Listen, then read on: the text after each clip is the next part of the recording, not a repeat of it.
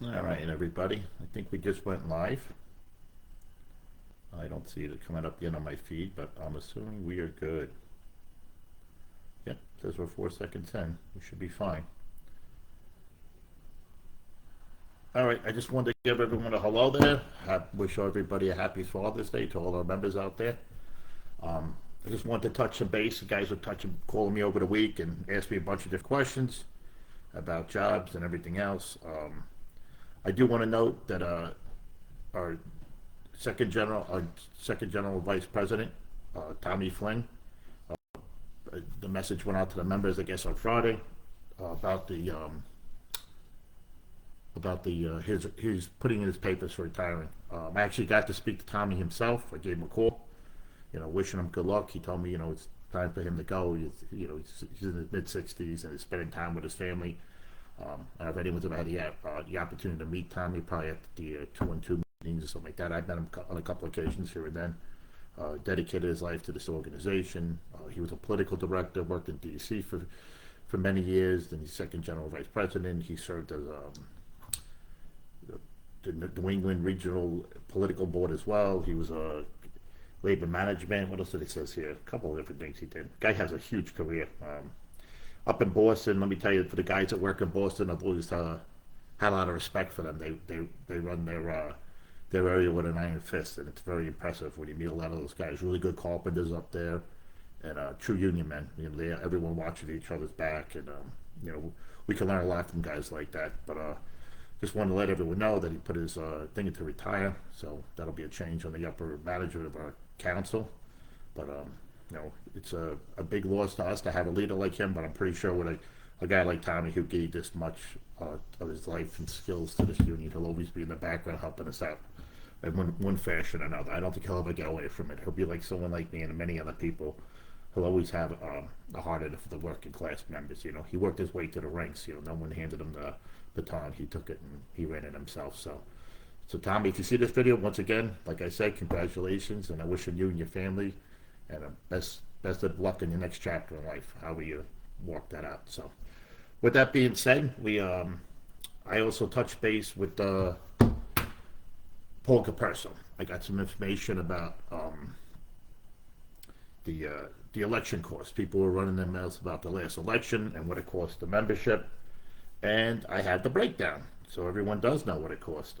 Listen, I'm not happy with the cost either, but just so everyone knows, the 2025 special election, the mail out alone, just to mail out the postcard to tell you guys when the election was, and that was $17,251.18, right? The AAA special election, the AAA is the one who holds the election for us. They charge us $63,000 to run that election for us. That's mailing out the cards, validating everything, answer the calls, and doing the count. We have a DC special counsel, which is Barbara Jones. What exactly she does, she's there for them. They hired him. They hired her. She's a former U.S. attorney officer and judge, and she's basically there to make sure that they do and say the right things. Then she can make whatever color plate she needs for them to. She's out for the highest bidder, right? So she's taking care of them to make sure that they can get out from under the consent decree. That's basically what she's there for. And she charged $51,975. So she charged $52,000 basically, right? $25 less. $52,000. Why we have her is not for us. It's for them to make sure that they can get over the consent decree and what they need to do, right? The election monitor, who was Glenn LaGuardia, who was a former monitor for the council, he got $321,461 for running that election. Okay, they did a lot of things in it. One thing they did was supposed to be me and Paul running, but I guess the price would have been the same if they ran all three or whatever. But that's what it is. And then security was $470. To me that was a good deal. We must have got a major discount on that. So the grand total was $422,658.77. This cost would cost anybody if anyone ran in an election under the federal monitors and our stipulation or order. The judge mandates these things that they have to have an election monitor under the stipulation that are under right now. So there's nothing we can do about it. That's part of it, right? We're still paying for the sins of the past, what happened in the past. You know, it is what it is. I don't think it's Glenn's fault. It's what his firm charges. You know, it is what it is. If it wasn't him, it'd be another attorney, right? If anybody who runs for office, this is what it's going to cost. So there's no way around it, right? Unless you're just going to have people just running the union anyway, and nobody can argue the argument in that.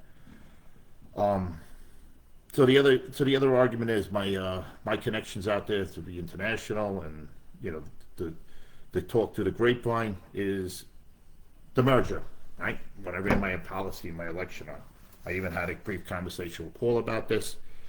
So basically, what they're trying to do is merge the funds, right? The council would stay there.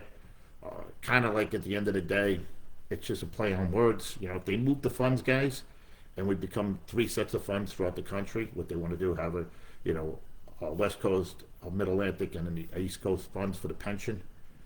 The process for that would be confusing. I don't know how they're going to pull it off with the trustees and everything sitting on the funds, but that's their plan. Now, in the process of doing that, you know, you would on paper be the New York City District Council of Carpenters, but, you know, pulling us together with other funds, you know, we would be the higher entity of the dollar number being pulled into the fund. Our number would grow, right? The Eastern District right now has 160,000 guys in it. So we have like 17 or 18,000. So, you know, our $9 billion would go into that fund. If you look across the country or the rest of the Northeast Coast, a lot of those guys don't have retirement medical. The ones who do, they only have it for about 3 years. So if you're retiring, you got to retire just before the 30 years end at your 62 mark, because then Medicaid kicks in and you have some type of coverage, right? My gut would tell me we would lose all of that along with the 55 now. So, you know, and then they say that they would still keep the IG's office and they would keep the out of work list. But remember, guys, they could change anything they want at that point, right? After the stipulation order is gone, you know, they'll keep the out of work list, but who knows how they'll market that. You know, a lot of guys work as a shop steward. The rumor is out there that they would change the rules of being a steward. So in other words, if you're a contractor, and this has been out there for a while, and if you're a certified shop steward working for a contractor, it would be up to the discretion of the business agent, for what I'm understanding, to appoint you as the business agent, right? That'll be one of the changes that you probably see coming down the pike. Not going to happen overnight, but that's one of the things that'll be on the drawing board. So if I'm, you know, MJP Contracting or Mike Power Contracting, and I'm on a job and I have my buddy Tommy or whoever's working for me, and he's certified, he went through the vetting system, he's a certified steward. You know, is it a bad thing? Is it a good thing? I don't know. I think a shop steward should be an independent guy, but that's my opinion. You know, it'll definitely change things. You know, I mean, they still have full mobility, so that'll give them, you know, the out of work list will be, forget about it then, right? I mean, the contractors. I mean, even right now, they could put a temporary steward on a job. I know the dock bills and timbermen seem to be doing that. I don't know if it's technically illegal. There's a fine line between it. I know people are looking into it. They appoint people to jobs, and they call them like timekeepers. Meanwhile, there are certified stewards that are on the list for that. You know, it's a political move too, because it keeps those guys working, right? All dock bills and timbermen, 99.9% of their jobs are prevailing rates. So they're not dealing with market recovery rates and these out of borough rates. But you know, them being able to put their guys to work and making them their own stewards on a job, or / timekeepers, however you want to call it, that gives them an opportunity to do that. Used to be back in the day, a guy went on a job that wasn't certified, and then after, you know, as soon as they had to put the job back out, and they could replace him with a certified steward as soon as the certified steward became available on the list. They don't do that now. It's kind of, they have a way of, like, you know, whitewashing it, and if the job's a short job, they just leave that guy on there. It has its ups and downs with that guy. It's because, listen, if you're a guy out there waiting for a job, the last thing you want to do is get called in and, you know, work a 2 or 3 day job, right? That'll kill you. So on the other numbers would be, you know, if we do if they do this type of merger stuff, what'll change with the benefit coverage, you know, the man hours, the pension credits, that would all be up to us. I mean, the big hurdle I think they're going to have is our board of trustees with our contractors. I don't think they're going to want to. They're ultimately responsible. That's why the board of trustees always on the funds. They always have like a little bit of way attorneys explained it to me. That I spoke to about this. They said to me they have a diligence on the funds. Like they could be ultimately financially responsible if something was to go bad. Like if something, so how they're going to get them off the funds and how McCarran intends on pulling that off, I don't know. I don't think this will happen overnight. I don't think this will be a quick decision for them to do. It is moving in that direction though. So they, like I said, we still have one more election coming up, and they won't be into court until November. There's only certain things, what I understand from Paul, that they can get away with, that the government will allow them to do. But if they pull the funds away, because they took the funds out of the consent decree, right, after Biela left office. So the consent decree doesn't monitor the funds. But at the end of the day, what does it all matter if the funds are gone, right, guys? If they have control of the money, that's it, right? That's what does it the rest of it matter? So you have an out of work list. Does the out of work list matter? It doesn't, right? Because you can't have a fund and then pay one guy 1% and one guy the other percentage. It's going to be a grouped in fund. They're not going to have us retiring at 55 and the rest of the Northeast retiring at 62. So all that will change, and that'll change under a new watch or the new program and a new set of board of trustees. So I don't know how they're going to pull it off. I talked to one attorney, and they said it would be difficult for them to get to that because he doesn't think it would be an overnight thing. It would be a battle in the courts. But that's why Barbara Jones is there. Barbara Jones is there to get them over hurdles. That's why she got to $60,000 to do what she has to do. Mark my words, she's not there, out of the kindness of her heart. She's charging a pretty penny, and they hired her for a reason. She gets things done for them.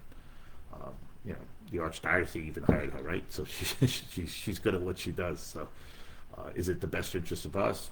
I don't know. Listen, I wish I could tell you that, having a federal monitor is a great thing either, but sometimes these federal monitors don't do their jobs either, so it doesn't really matter. Like, I don't have the answer for you guys. I believe that there's always, having two sets of eyes on something and have some place to go is important. We have the guy McKay right now. I haven't really spoken to the guy. We have Rich Green, but what is Rich Green's reach? From what I understand, he doesn't really have authority.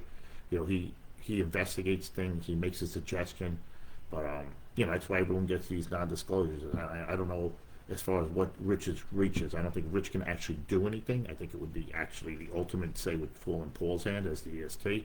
Paul has the ultimate power to do what he wants to do as the EST as far as firing people or hiring people. It comes down to the EST. So I guess Rich would make his suggestions. That's why guys get get non-disclosures. We don't know what's really going on down there. A lot of stuff is kept from the members, and I don't think that's right. I think we should have more accountability, more transparency. But in any corporation or any business, they keep the members in the dark. It's just common practice. I guess we all, and most of our members, you can tell by the election results, right? We could mail out 19,000 ballots and only 3,000 come back. I mean, not much changes on that. So that really gives you a highlight. Even when they're backing these candidates for governor and everything, I mean, what does it really matter? I mean, we only get 3,000 people in the general election vote. So what major effect do you think we have on getting Cuomo elected as mayor? Maybe we're out there campaigning for him. Maybe it does the support. That generates something for them, I'm assuming, right? Having us out there to campaign and spread the word for him. But are actually members, how many of our members actually live within the city limits, and how many of them people actually take the time to vote? That's the question, and I couldn't give you that answer. But if you look at the election results in our last couple elections, and from what I understood from the monitors at AAA, we only get about 15 to 18% people on returns on average in our industry.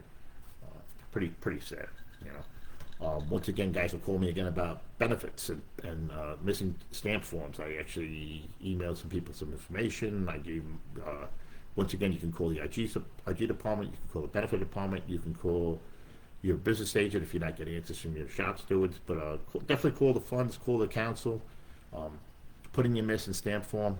I'm a big advocate of the fact that this shouldn't be put on you as a member. The council should be doing this for you, but to point out stuff, like I said, a company like Cambridge went out of business back in the 90s, owed the council $9 million. Those members that got screwed out of that money, they were screwed over. They never got that money back. I worked with several companies that went bad, but I've always jumped the hurdle. I got out before the bottom fell out with the companies. One company was Metroplex I was with, back 4 or 5 years ago. It may have to be longer than that, probably about 7 years ago, 8 years ago. But they were going bad. I started writing on the wall, and I made the move. I got out of there. Some guys stuck it out, just like Precision Metal Glass. Same thing happened with them. I got out of there. Some guys hung in, and they got banged out. One guy I knew was 1,800 hours he was owed. He never got that money back. Uh, it's very important, guys, to remember. You know, these guys will promise you the world, but the bottom line is that pension check and that money and that annuity. When the company goes bankrupt, there's not much they can do for you. So if you're having a problem, you know, put it in writing, put it in a text message, put it in an email. Don't just call the BA. Don't just call the shop steward. Document what you got to do. And if you're not getting results, by all means, call Rich Green, call the IG department. Document it with them.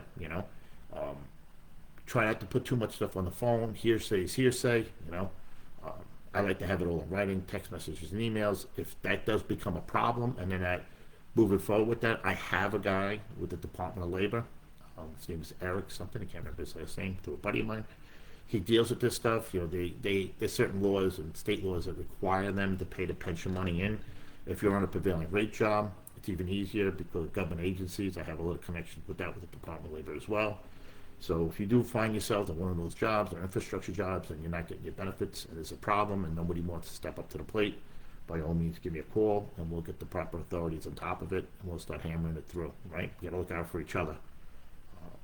I don't want anyone losing medical for their family and their kids. It's important, especially, the vacation checks is important for themselves and their annuity. I know we're having bad shape out there. A lot of guys out of work. I got a lot of guys calling me. I can't, there's only so much I can do for people. The guys that need to move and got on with JFK Airport, they're doing a little bit better. Uh, get your MTA certification, get your Long Island Railroad certification. The Long Island Railroad certification is probably one of the easiest ones I think to get. You do it at a Zoom meeting like this. You do it online, it's about an hour. I just updated mine. I actually got a call last week by somebody. I was supposed to work Friday night doing some protection work for them, but it kind of fell through, and then they wanted me to work Saturday, but I already had plans for Saturday to do some other job. But like I said, these certifications help you out, right? There's some classes out there, guys. Do the BCA. You could take them. You could go on the site. Take a construction management class, a couple of weeks. City College offers it. They give you a discount rate. It's like a couple $1,000 class. I think literally it's $100 if you take it to the BCA. They can sign you up with it.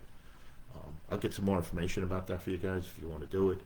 There's a couple of safety management classes. They have them through Click Safety now. They have them. They have them through. That is a company that's out there. I can't draw a blank. But Click Safety has them. The construction management. It's a construction safety management class. Get those certificates. I highly recommend it, especially if you're a guy like me, close to the retirement. You want to test the waters out there. Maybe come out as a safety manager.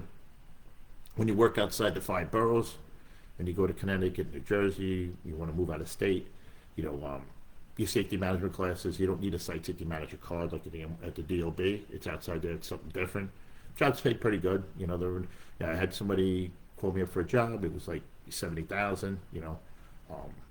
I pushed for 110. It sounds like they would give me the 110 to do it. So, but it's not going to work out for me right now anyway because I'm still working. But I got another 2 years in this game to figure out what I'm going to do. Probably lean towards it. I have summer licenses and stuff like that, and teach safety courses now. So I'm probably going to go the safety way myself. Get to teach classes like this. I teach the first aid CPR now, and the first aid CPR I can do it half online, half in person, so I can bloodborne pathogen, DAED training, and I do some other training that's specialized for construction, but for first responders and stuff like that. Makes it a little easier now because we do half of it online, and then I can set up a class at a facility or a hotel or wherever I want to do it, and then I do the hands-on part, the first aid wrap and the CPR and chest compressions and everything like that. So it makes it a little easier for everybody, kind of cuts back on time spent out and about. And if I could set those classes up with people, get a group in Long Island, group in Queens, a group in Brooklyn. The parts that I did for housing and some stuff like that, I did it free of charge. I actually had an attorney pay for the classes, and I taught the classes free. I didn't charge anything myself, so it just made it a little easier for people there to get those the community center student aides, teacher aides, to get them certified so they could teach, hold the kids for whatever, if they got a daycare center. What else we got going on? So you got to keep get your certs up to date. Fire guard, fire stop, get all those up to date. I know it's tough. You guys are out. There was a couple of posts coming out. There was one there for the city the other day for the laborers. What was it? I think I want to say it's homeless services, but it might be something else. I have the link if anyone's interested. Uh, Especially if you took the city carpenters test. If you want to make the move now and you're out of work, go out as a painter, get in with a provisional job, get your foot in the door, and when that test comes out, you're already in there. You're in the pension system, and you just do the flip over so the test comes out. All those jobs pay well, and even the labor, I think he's getting 45 or $44 an hour. I know the painter's like 50, 51, and we're like 56, but painters have a good deal with the city. They have the comp time and everything too. They get a 7-hour day, and they get their overtime after that. Plumbers have the best, and then plumbers helpers, I think. And then the elevator mechanics are one of the best ones out there, if you ask me. Especially if you go to work with the housing authority. But like I said, there's many city agencies you can jump on with. So if you go online, if you go through LinkedIn or you go through Monster Inc., you'll see a lot of jobs out there throughout the country. Like I said, safety is a big thing, especially as we get older. I don't think anyone wants to be climbing up and down Dolco phones or swinging a hammer in their 60s. It kind of makes it hard when you get in your 50s. Believe me, I'm starting to feel a little bit more in the last year. So, what else we got to do? Is there any questions for anybody out there? Let me see if we got any questions. Come on and see who's watching this. If we even have anyone watching it, right? I might be talking to myself right now, but you guys are all watching on a rerun. So, but what do we got here?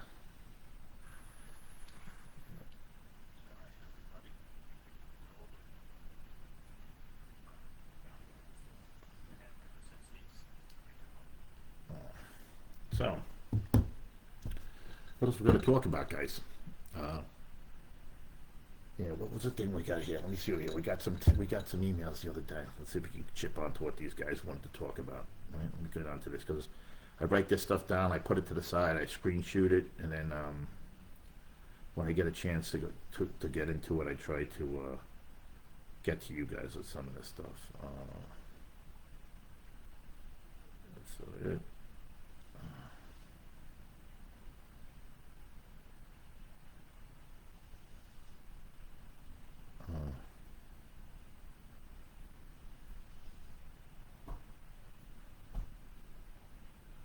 Okay, what's going on? I don't know how to say this because it doesn't make sense how the person wrote this, but I'm going to try to explain it the best way. This should be about what can we do with the membership that needs to do for itself. I don't know what you mean by that, but I'm just saying what should a membership be doing for themselves? The members need to be asking questions, right? The members need to get more involved. It's your union. If you're going to make a difference, it's going to be me. Members are asking. This is another one here. Mike, what's your opinion? Why are we losing the fight? We're losing the fight. Even a political thing, right? We're going after the contractors and developers. We're losing the fight because we're out of the game. I mean, we pivoted backwards way too much. So. We're not as aggressive as we used to be. Even the non-union that's out there, they all, the ones that are making that money they're making is because of us. We need, like one guy Brian said to me, we need a good rally, like a good shutdown of the city. Maybe shut down all the jobs and we really because these contractors and developers. When the work will come back, I think right now.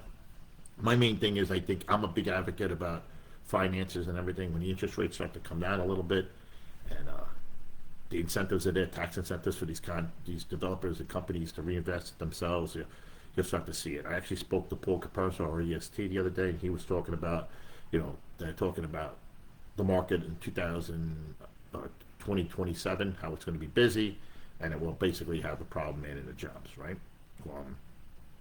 The union, this work goes in cycles. I've seen them throughout my career. Been in a little longer than most years, probably out there. So you probably haven't seen a big slowdown.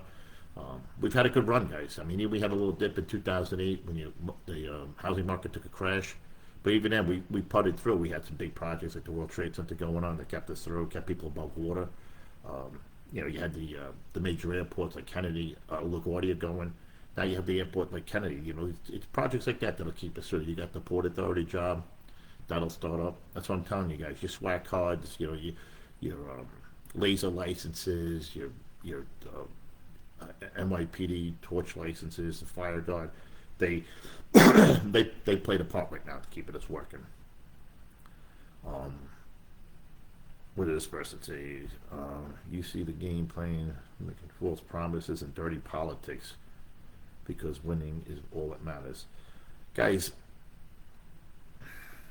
the dirty politics is in everything, right? It's in our union, it's in their union. Whether you're a fan of the council, how they pick Cuomo as their leader, um, I don't think Cuomo's the worst guy out there to pick. Um, let's see. But, he's a politician, right? That he's saying what we want to hear, and then I'm pretty sure when it's all said and done, history repeats itself when the developers come and play. I don't think Cuomo's plans is to stop at mayor, right? He wants to have his hand in the ring for the Democratic Party for the next election to run for president, right? So how he's going to do that with contributions and getting people up and running. So will the carpenter backing be it? I don't know. Can he beat Vance by then? I don't know. We'll see what happens. We'll see which way all the politics plays out over the next 3 years, right? We'll have to deal with that. So I don't think at the end of the day dealing with Cuomo is the worst of what's out there. We got some other good guys running for office. Cuomo's got some hurdles ahead of him with the stuff that went on with the COVID, and the rest of it. We'll see what happens. See what the members do. The Democrats seem to really have a strong hold on the city. So, with that being said, I think he'll probably end up becoming our next mayor. Everyone, listen, if you're upset and you think it's dirty politics that they picked them, it is what it is. We all have an opinion, right? I don't think any politician you put there would be better, one worse than the other. He worked before as governor. I think he'll help us a little bit as mayor. I don't know how much you can do as mayor, but let's see. We'll see how it works for us, right? But hopefully he moves on from here and he moves up the rank. And if he does decide to run for president or something else, maybe it's an investment that pays off down the road, just like anything else, right? We're investing in something. So hopefully we had a pretty good relationship with Cuomo for years, and then we didn't. I know he was a big fan of Joe Geiger. Now things have changed, so we'll see what happens.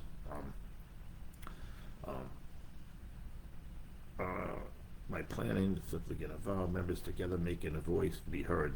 Yeah, same thing as the other one, guys. Yeah, everyone's got to make your voice be heard.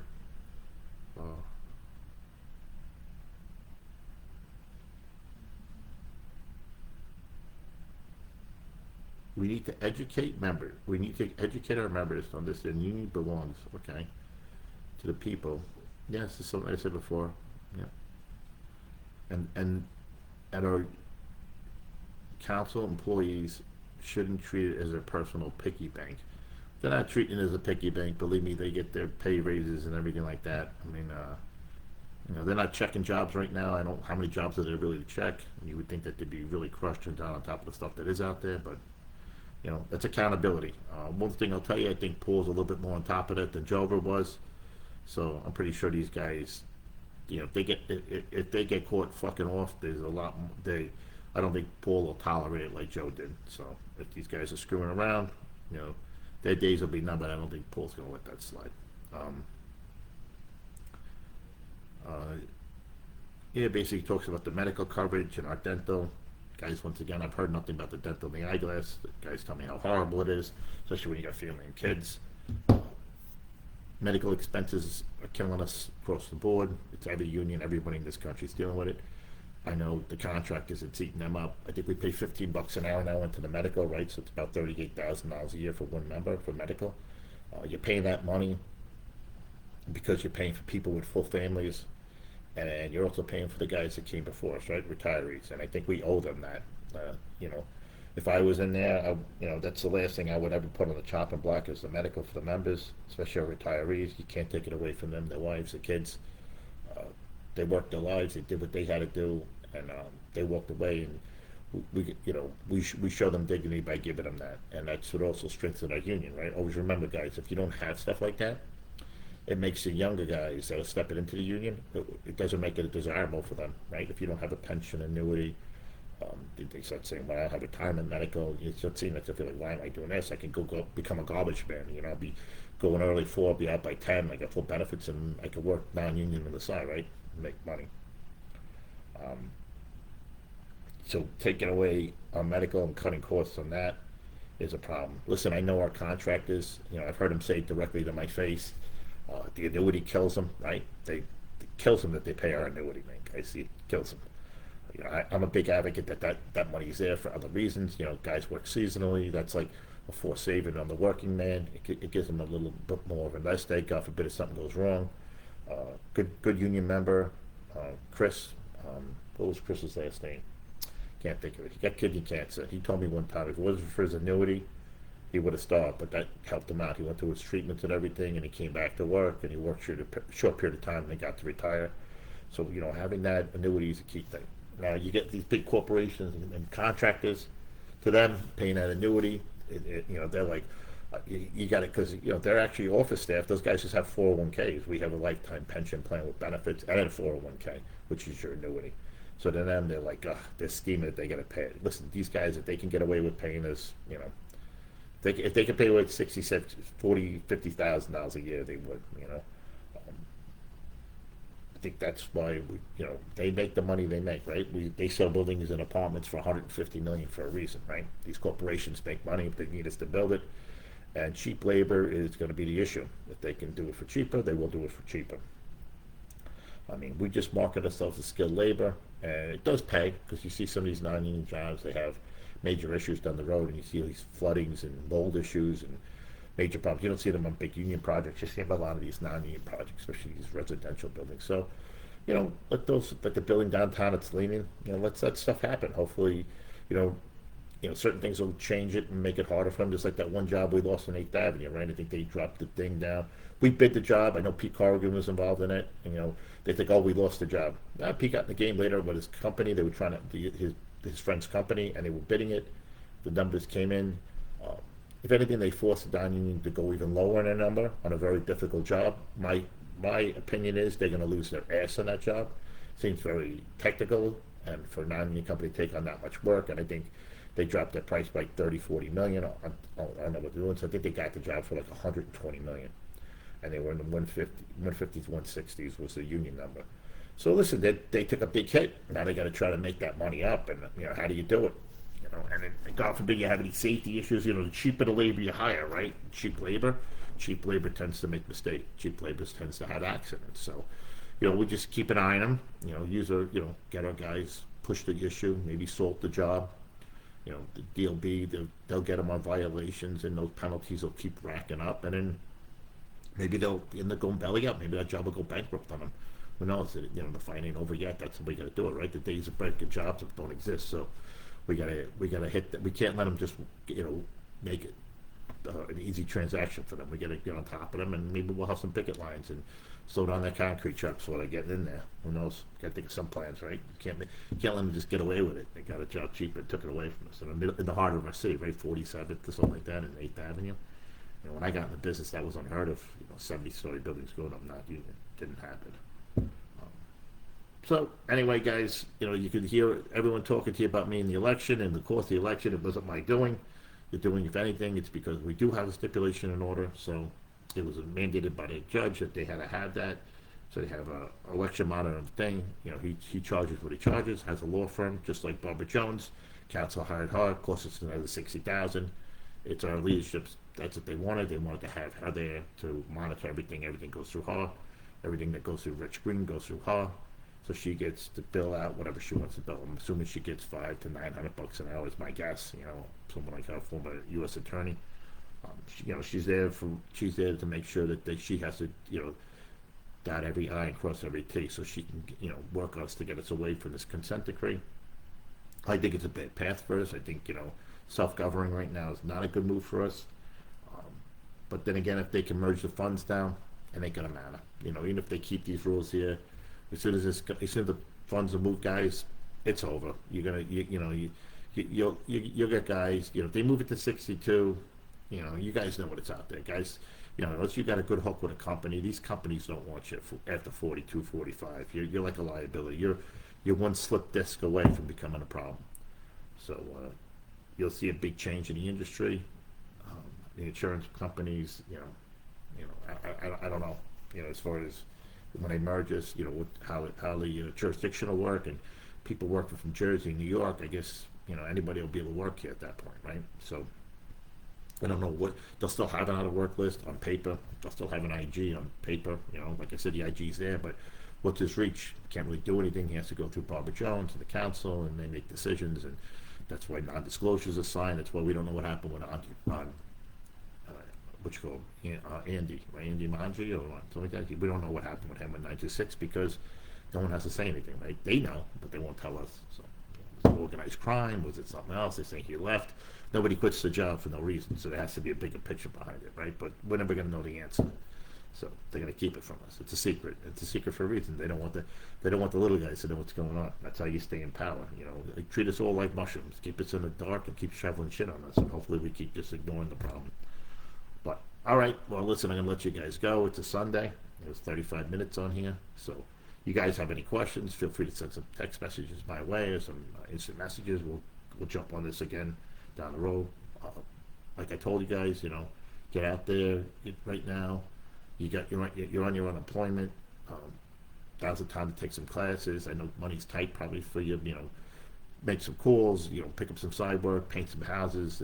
I did a lot of stuff when I was in and out of work. I was lucky. I always made my network, and I always saw ahead of the game, and I saw where to make the pivot points.